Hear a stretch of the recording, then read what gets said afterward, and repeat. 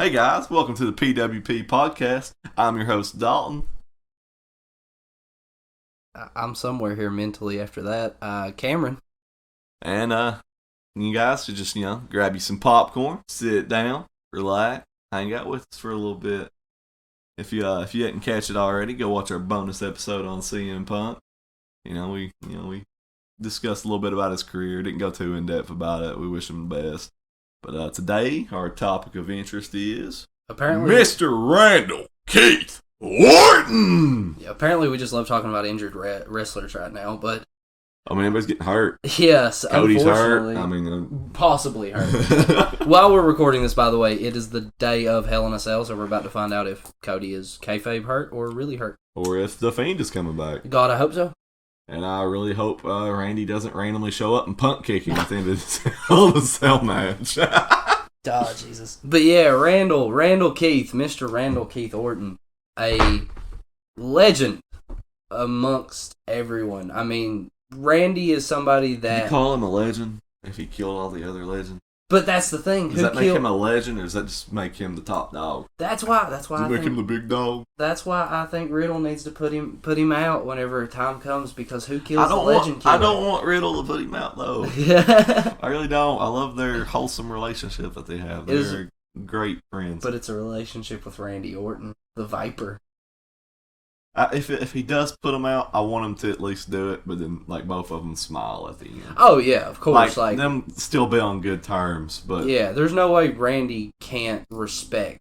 I gotta put you down, Randy. I'm sorry. Punk kicks him in fucking WrestleMania. Oops. It's okay. I'll bleep it. But yeah, I'll bleep it. but yeah, we're talking about Randy. Randy is somebody that, as a kid, kind of like Edge. If we ever really go in depth on Edge, you'll kind of hear the same thing. As a kid, you hated Randy because he was that good as a heel. I mean, every week you knew when either Voices or Burn the Light started playing, you're like, oh God, not him again. Somebody's getting kicked in the head or RKO'd literally 2 seconds into the match. Yeah. But Randy is somebody that I mean, I can't imagine Randy not being a wrestler. You look at it, and his grandfather, his father, the man's immortal. Yeah, there's just this lineage with the Ortons, and because I really like a lot of old school wrestling. I'm a huge Bob Orton fan, and I mean the stories that Randy eventually told with his dad later on was amazing. Especially the part where he almost gave the Undertaker hepatitis. Oh, God. Every time. But before we can even talk about any of the stuff that we're talking about, we got to go back to OVW.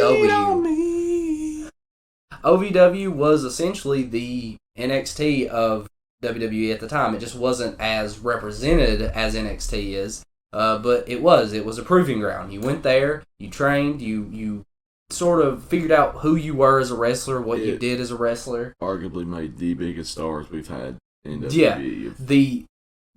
I mean, look at them. Ever? They're either superstars and outside of wrestling, or they're in wrestling and they're just, even if you don't watch wrestling, like, chances are somebody's ran down the freaking hallway and RKO'd you. Yeah, yeah. I mean, you're looking at his OVW class was Cena, Brock, Batista, him, Shelton Benjamin.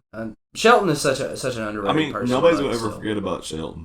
Because everybody knows how good he is. Mm-hmm. And even if he never had that mega title run that he deserved, promo-wise, he's never been the best, but God, the man's always been solid. Oh, yeah. Always solid in the ring. So that also got one of the best RKOs ever. Yeah.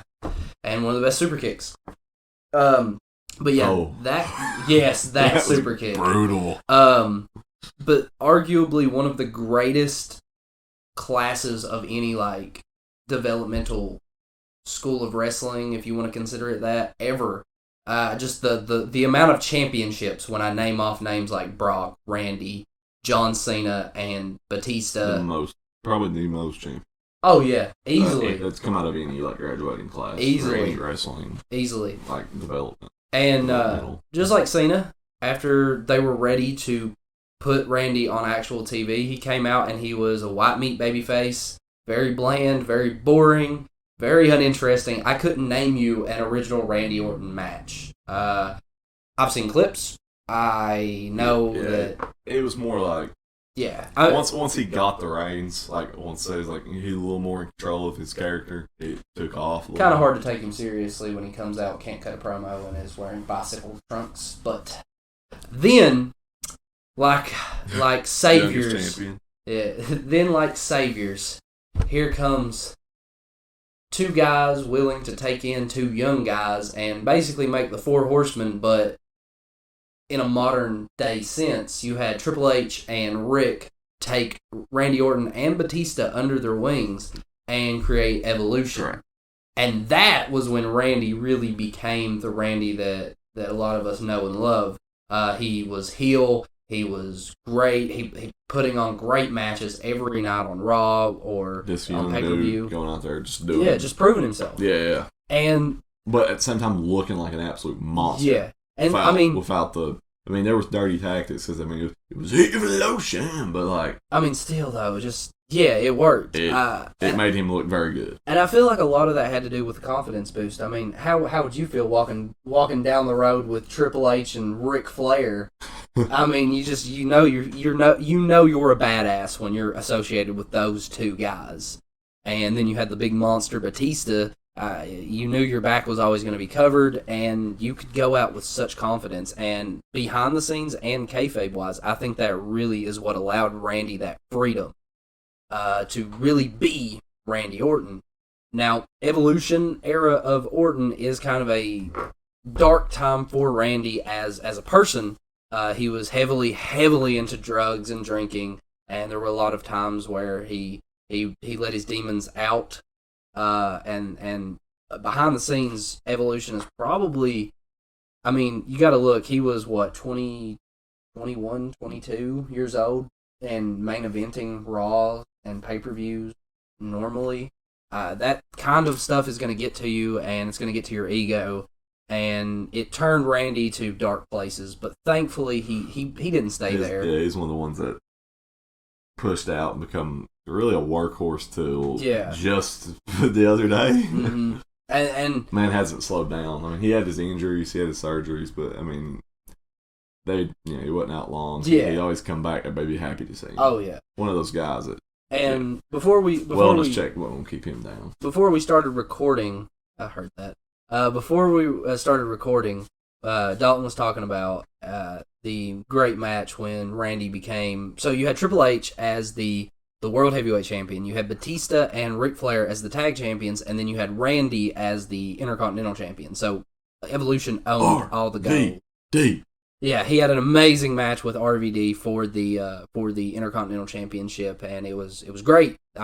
Evolution was living on high ground. They were the pinnacle, like the elite. Yeah, but a lot of people hate on Evolution. Even though looking back, I like them. Back then, yeah, probably. I can't remember a lot of wrestling moments of that time, as we talked about in the first episode.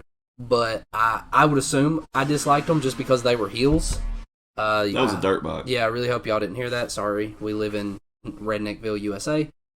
But sorry if I offended any of the listeners.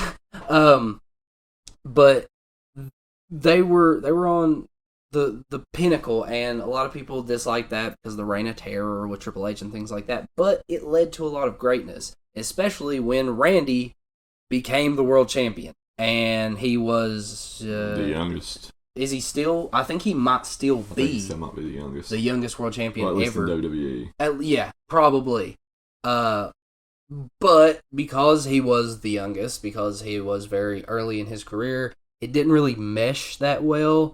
And also, Triple H turned on him because of ego. It's like, well, I made you what you are, kid, and now you're taking that belt from me. Back in that time of people genuinely getting, they had fear that they'd lose their top spot, even though he was married to the wife's, the boss's daughter. Yeah, it was a great it was a great moment, but having Randy be the youngest world champion, was a great moment, but I feel like it halted his character because I don't feel like He didn't have something going for him like he did when he became the Legend Killer. Yeah, and that's why after it made more sense.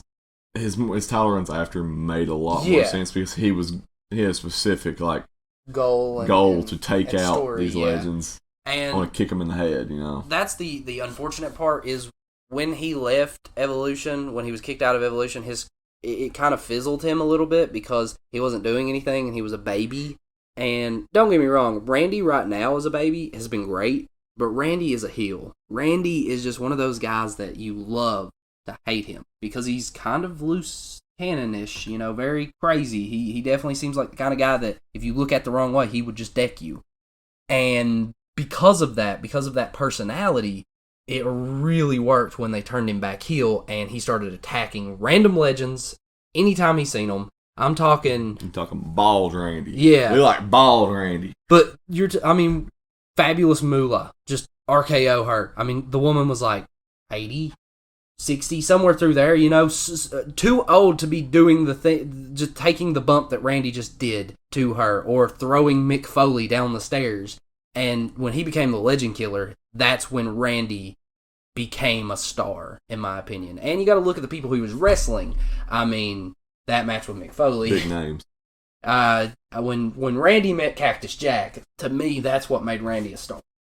Because Unhinged versus what we think is unhinged, but we didn't really figure out until afterwards that Randy's pretty freaking unhinged. Yeah, that was when it was like, oh, he's not a pretty boy. He's not just a riding on the coattails of his family name. Yeah, he is legit taking bumps from Cactus that people shouldn't want to take through tax, and I'm not going to lie. There's always tax whenever Mick Foley's. Yeah, and I think that's the first time that they didn't go through Foley. They actually went through the opponent. But, Randy, it's such a great moment. Randy comes out with a shirt, and you're like, oh, okay, that's to protect him a little bit. Instantly gets ripped off. Then he goes through the tax. He starts to walk backstage. So you're like, oh, no, he's okay, I see where this is going. But then he comes back. I don't know if that was kayfabe or not. I really think Randy was just in shock from oh my God, there are pieces of metal shoved into my back and my ass. But the match was just, everyone bled. It was insanity. And I'm not saying that you need blood to prove yourself, but it did. It was the thing that it needed because Randy was perceived as a pretty boy. It's got a time and place, and that was one of those times and places where somebody needed to be defined. Yes. And that really defined him. For example, AEW has a lot of matches where people just start bleeding for no reason.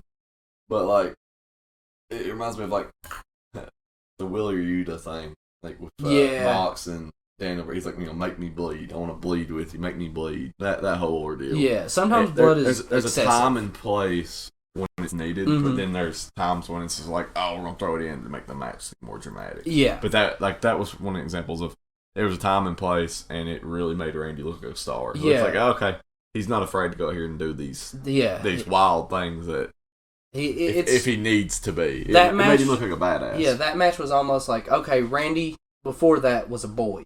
Randy after that was a man. Cactus made him a man. And then you go past the Cactus feud and you get into arguably the greatest Randy Orton feud of all time when Randy decided that it would be a good idea to face the dead man, the Undertaker. And this isn't old man Taker. This isn't this is like the Taker everybody remembers when they were a kid. This was long hair, looks kind of old, but he's not that old. Yeah, this is Taker, Reaper of Souls. Scary cowboy. Making little children cry. Yeah, and this is obviously once Randy went to SmackDown. From Death Valley. And yeah, this feud was amazing. Randy was genuinely afraid of Taker after everything, and Randy says this is one of his favorite feuds, and it's understandable because not only did he get to work with Taker, not only did Taker put him over in a lot of ways, but also he got to work with his dad, and it's cool.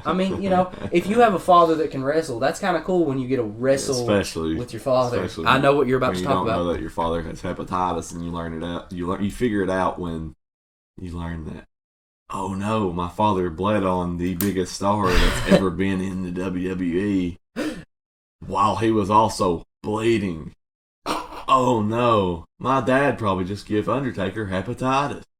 One of the I recently watched the they did a little documentary on Orton to celebrate his 25 years, and he was talking about how the first time he met with Taker in the ring, he was supposed to give Taker a chair shot, and he whiffed it, and just a flap of Taker's skin just went right off. And Randy's freaking out. He's thinking the storyline's over. And this is not kayfabe. This is truly behind the scenes. Randy thinks he's just screwed his whole career because he literally just pulverized the biggest, like Dalton was saying, the biggest star in WWE. But Taker just told him, "Don't worry, I'll get you back." You know, got his receipt. Yeah, he got his receipt, and the receipt was in. So they had a match at WrestleMania, which of course Taker won. This is during streak time. Yeah, this is pre Brock Lesnar. Yeah, and it's an amazing match, but it felt like there could be more. Like, this storyline is boiling hot. Well, Randy decides to not only take dead Eddie Guerrero's lowrider and drive Taker through the set, but then also later on in a casket match, he puts Taker in the casket, then rolls it up with his dad, rolls it up to the top of the stage, cuts it open, pours gasoline in it, and sets The Undertaker on fire. And it was a beautiful visual. And then you cut to... I thought Undertaker, even though he was the dead man, and as a kid I thought, oh, he's already undead. I thought, oh, he burned him to a crisp, so he don't exist anymore. Yeah, he's not coming back. I thought The Undertaker was disintegrated. I thought he was gone. I thought the black lightsaber cut him right in half, and he was just gone. And then you have Survivor Series, Team SmackDown versus Team Raw, and Orton wins it for SmackDown, and he's, in a way, getting a babyface kind of hurrah with all of the SmackDown roster hoisting him up, and then as he's being hoisted up, celebrating one of the biggest wins in his career, gong. Boom. And this is my favorite part. Everyone else is still celebrating. They're like, "Yeah, Randy, you did it. Thanks, Randy. Thanks, Randy." And he's on top of all of these guys. They're holding him up on their shoulders. And he's like, "Put me down, put me down, put me down. Please, God, put me down. Do you not realize what is about to happen? We're going to die. We need to run. Quit." And then the casket gets brought out. It gets set on fire. And when it gets set on fire, Taker opens the door of the casket. And it falls off. And Taker is standing there. And when I tell you this is the most jacked Taker has ever been, I mean, this man was swole. And he had a big beard, and he looked like a badass. He walked down there, and he destroyed every single SmackDown person who was on the roster, including Randy. And Randy was terrified of Taker from that point on, which led into top 5 Hell in a Cell match of all time. Randy versus Taker. Amazing. Amazing. And in that cell match is when Randy got his receipt from Taker, which was, I want to say it was him smacking him into the cage and like just completely demolishing his face. But it could have also been, I think there was a chair shot in the match, so he might have just wafted him with the chair. But that match was iconic. Randy's known for some good Hell in a Cell matches. He is. He actually does do. Didn't him and Cena have a Hell in a Cell match? He won the WWE title in it, didn't he? I think so. I'm pretty sure. He like RKO'd him onto some steps or something like that. Yeah, and I think that one doesn't get talked a lot about because once we get to the WWE Championship era of Orton, the problem is you had John Cena, one of the biggest wrestlers of all time. The I Quit match. Yeah. I think, what was it, the first one with Cena, maybe? Maybe. But you had... When he chained Cena up, and then eventually Cena chained him up and kind of buried him a little bit, but can't bury Randy Orton, so it didn't really matter. But you had two of the biggest stars who were at the time, and WWE was like, well, we gotta put them against each other. And so a lot of people don't talk about those matches because both of them were in so many. But yeah, I think that's why a lot of those matches are overlooked, even though a lot of them were actually good, just because people got tired of seeing Orton versus Cena every pay-per-view, every main event, every Raw. And now they miss it. Yeah, because it's kind of nostalgic. And you're like, dang, I wish I wouldn't have negatively reviewed that. Yeah, on exactly. whatever internet site they had back then. But yeah, the Legend Killer stuff was great, and then from there we had basically Randy found him somebody who's just as crazy as he is, and they formed a tag team called Rated RKO. Rated RKO. Yeah, so Edge and Randy Orton. two unhinged, crazy, just wild, amazing wrestlers formed a team, and it was made great. Such perfect sense because Edge was the type that was like, he was that heel that would run away. You know, he was the wussy heel. He'd run away until he got into the match, and then he got pissed off. Yeah, and then he went berserk. He went into this crazy mode of, I'm going to spear you off a ladder. Mm-hmm. But that tag team was one of those where it was always waiting to explode. Yeah, who's going to screw up who over? It kept coming back. And there was an amazing build. Sadly, Triple H got injured, but there was an amazing build and story starting to progress with Rated RKO versus D-Generation X, but it sadly didn't really go much places because Triple H got injured, and then it did. I don't think it was too much longer after that Rated RKO. Well, they didn't have really a place to go at that point. It was just kind of like, nobody's going to beat them. They're two top single stars. Yeah, you're taking two top guys, putting them on a tag match. Yeah. But it was great while it lasted, okay, and it made sense. For you. RK Bro versus Rated RKO. I personally think RK Bro meshed a lot better just because Riddle was up and coming, and it felt more like Randy was actually part of the tag team, whereas it wasn't just him and Edge kind of going out there being single stars. I feel like with RK Bro, there's a mentor kind of. Almost like as weird as it sounds, a father-son bond. Yeah. Whereas with Rated RKO, it was just two guys who were insane teaming together, and you're just waiting for who's going to turn on the other to implode. Yeah, because two guys are infamous for turning on people and hurting people. So you're just literally waiting for the moment that it happens, and eventually it does. But past that, our Edge episode's gonna be good. Mm-hmm. Past that, you then get Randy finally becoming the WWE champion. And if I'm not mistaken, because I didn't do enough research about this part. We just kind of riff it. But I think that was when Cena got injured. Yeah, I like having it. We're on a level playing field with people watching. That way they're on the same boat as we are. If I'm not mistaken, how it went was Cena got injured, Orton won the championship. The interim, but really the championship. And he became champion. And then you had my favorite feud of when Randy had the championship of that time was when he feuded with Jeff Hardy. And there was this great storyline of Jeff always being so close to winning, but he's just an Intercontinental champion. He's a mid-carder. Yeah, he's a mid-carder. He's a great wrestler. He's charismatic. The fans love him, but he's a mid-carder. He's never going to be a Randy Orton, a Triple H, a John Cena, an Edge.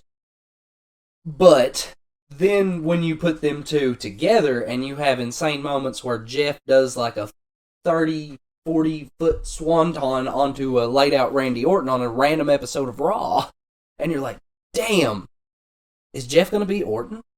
Can Orton be beaten? Will it happen? And it didn't.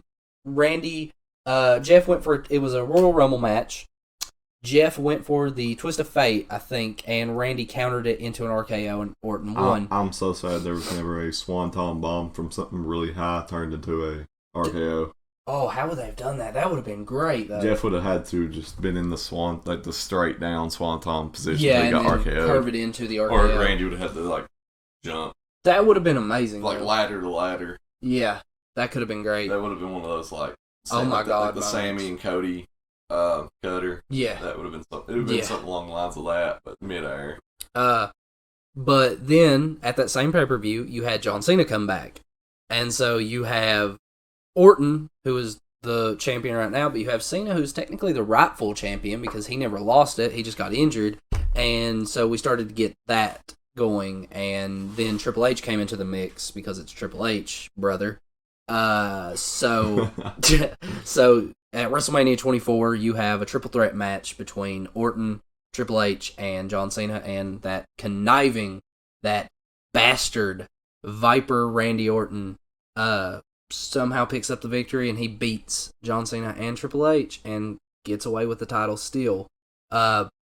This is when we're getting more into actual Viper territory. See, Randy's career is one of those that goes in kind of eras, and Orton was becoming even more unhinged, and because of that, he got diagnosed with a disorder. I can't remember what the term was, but basically, he had an explosive personality disorder that he would have random fits of violence. Disorder. Yeah, this is Punt Kick Orton. This is the Viper Orton. He comes back. He's covered in tattoos, and he has the championship again. And he has some amazing matches with John, like we talked about, the I Quit match. The Cell match, I cannot remember the Cell match for some reason, but I know it happened. He was the one that he halted Kofi's push. Kofi screwed up. Yeah, this was stupid Randy Orton. This is around that time, yeah. But that led to, again, later on, when we talk about later on, led to a really great match between Kofi and him when Kofi won the championship. Yeah. So it came full circle.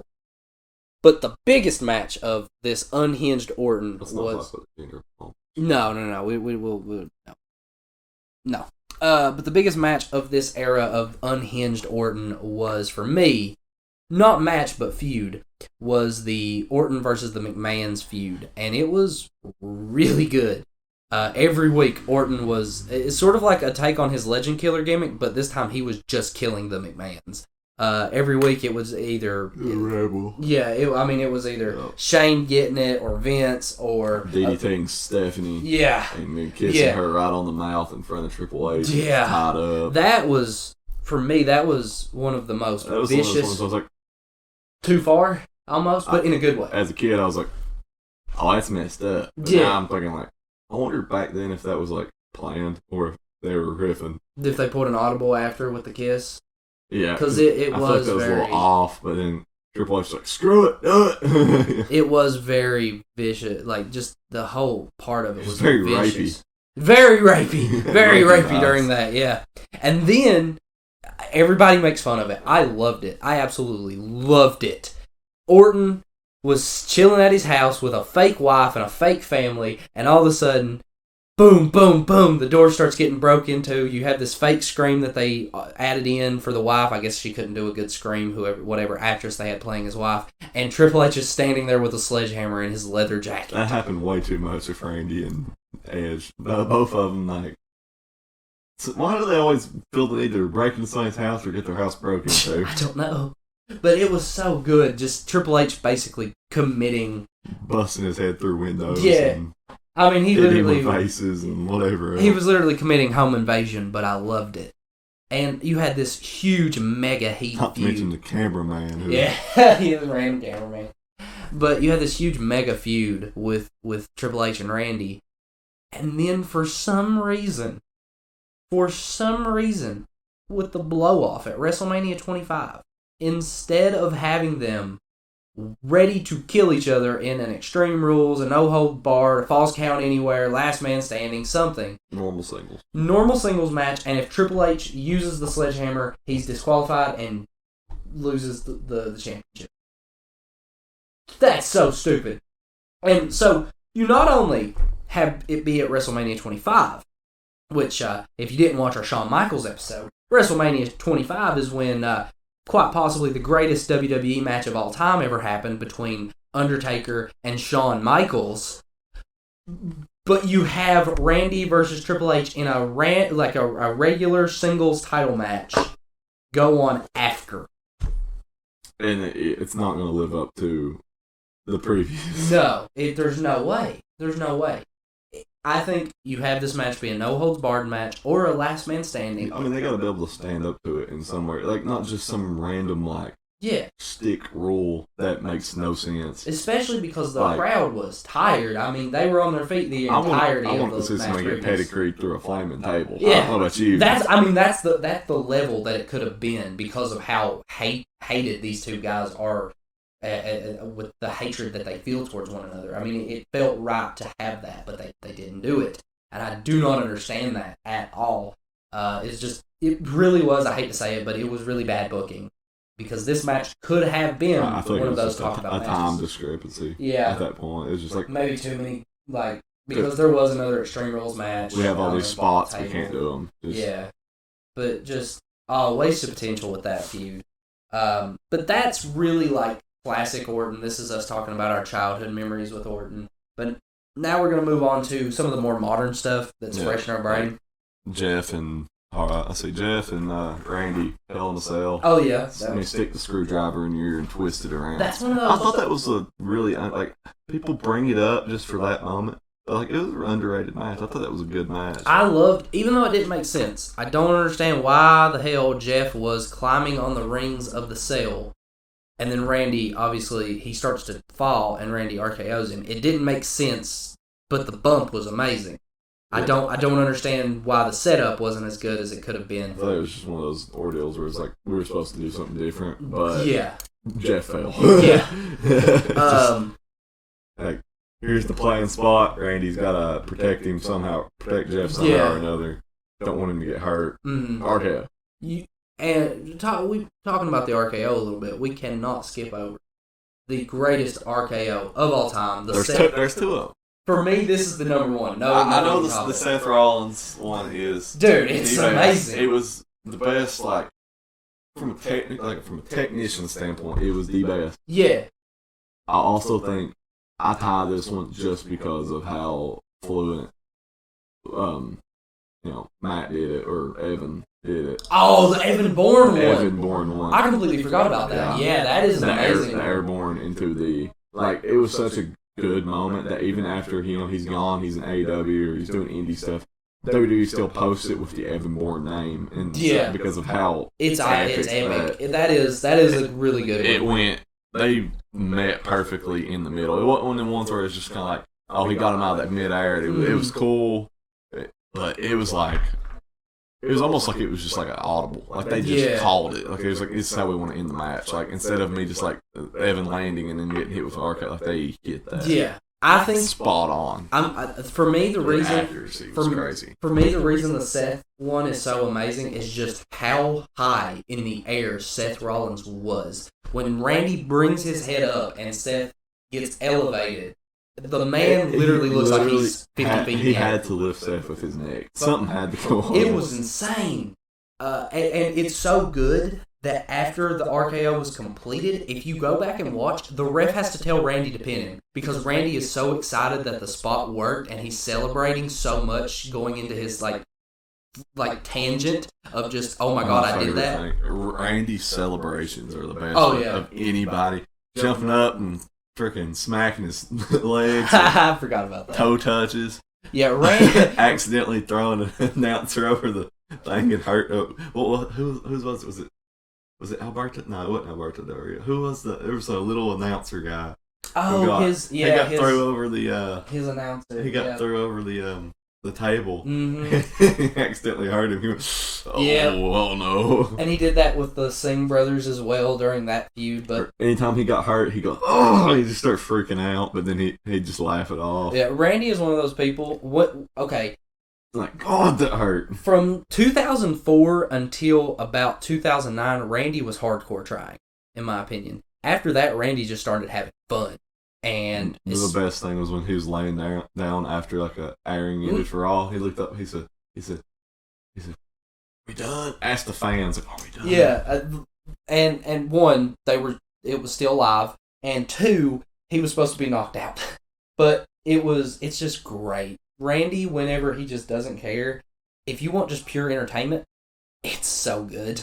Just some of the faces he makes, some of the things he does. Genuinely a likable guy. Yeah. Not we're not going to talk about any of his earlier backstage stuff, the rituals and stuff he did with people. Oh, yeah, I forgot about that. We ain't going to talk about that. That's just... Shake my hand. I'll pass. Shake my hand. I'll pass. Would you shake Randy's hand? No. Maybe today, but not in 2008. I would... I wonder if he did it to Riddle. God, I hope so. Poor little Riddle. That's just grooming. No, I'm not going to. Not going to lie. I bet Riddle did it to Randy. Probably. Hey, Randy, shake my hand, bro.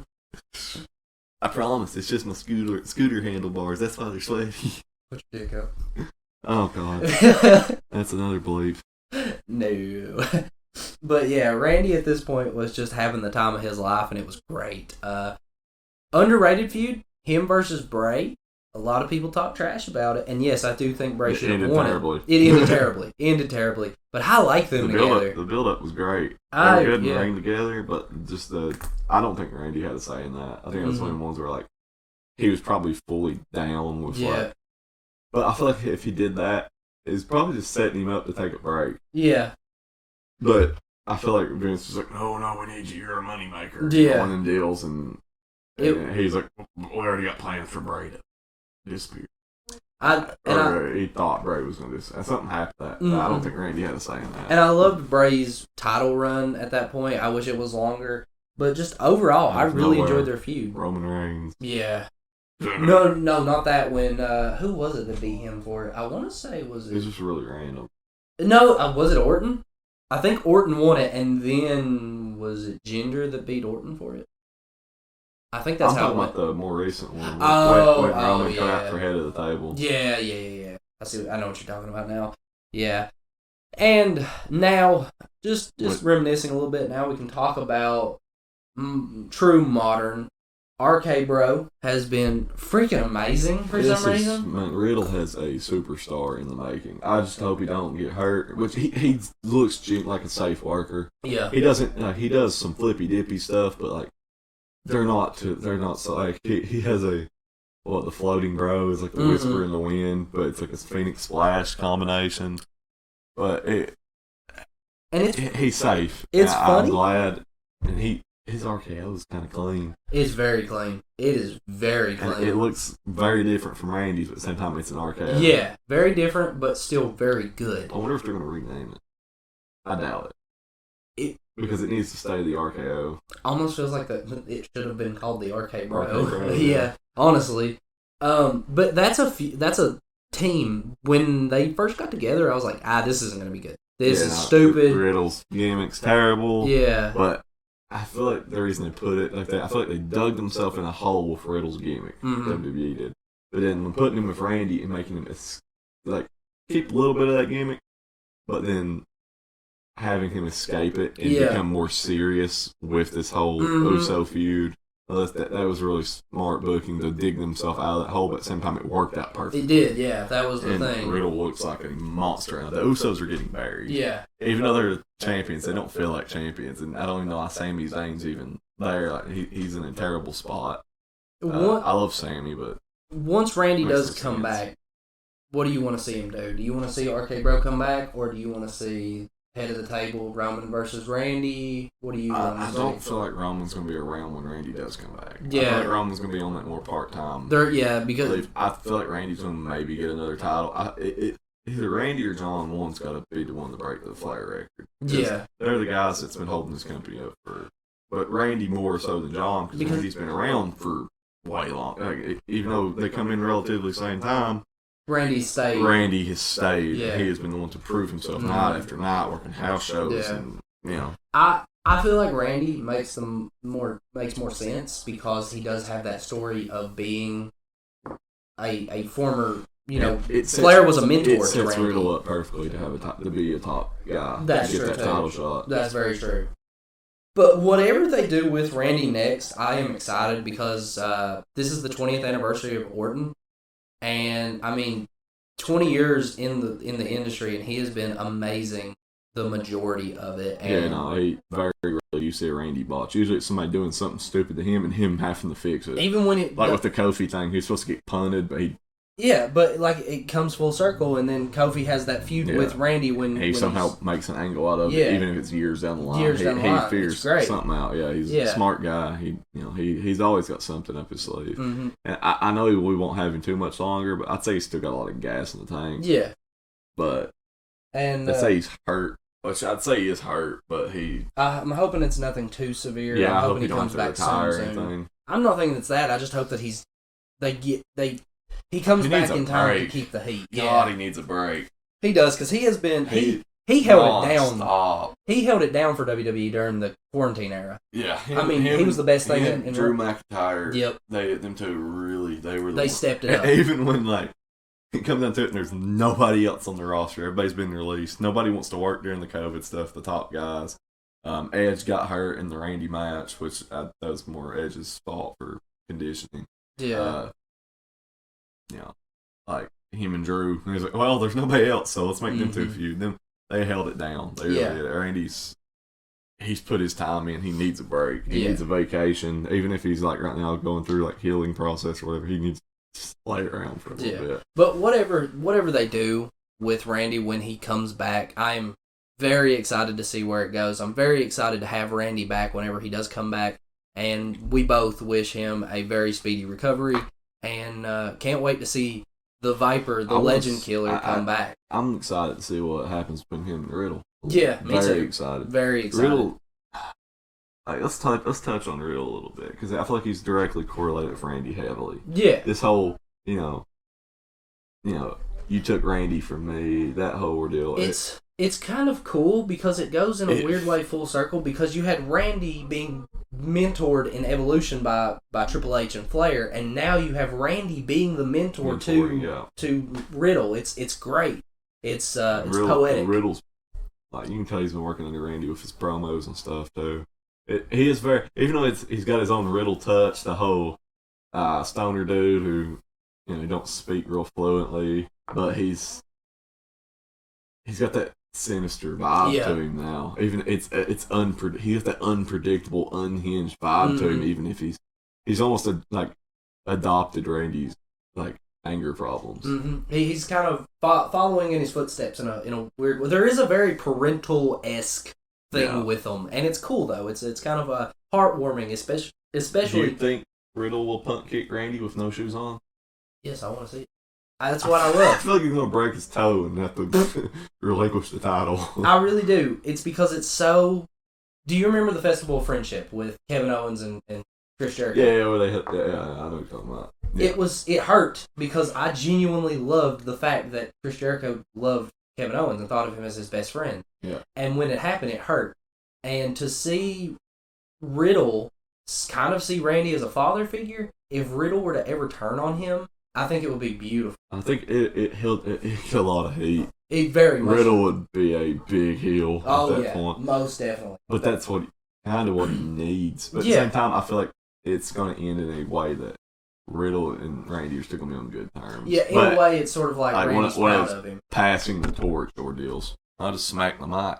But, I feel like it's one of those pass the torch ordeals where it's like Randy's proud of him even though he turned on him. It's like, well... And Randy would probably get one last RKO before he's... It's sort of like, you gotta do things on your own, kid, I respect. Yeah. And I think that would be very poetic. A very poetic way to end But say Randy has a lot of years left in the tank. I mean, look at the storytelling down the line, how that could pan out. Yep.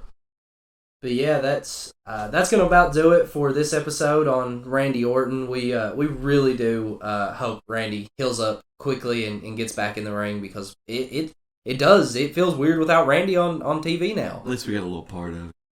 Yeah, we have his little stoner son. A little stoner scooter loving son. But yeah. Thank you guys for watching. This has been the PWP podcast. Yeah, and Arcade Bro 420 says we just smoked your ass. Don't forget to like, comment, and subscribe, share around the world, and we will see you guys in the next episode. Bye-bye.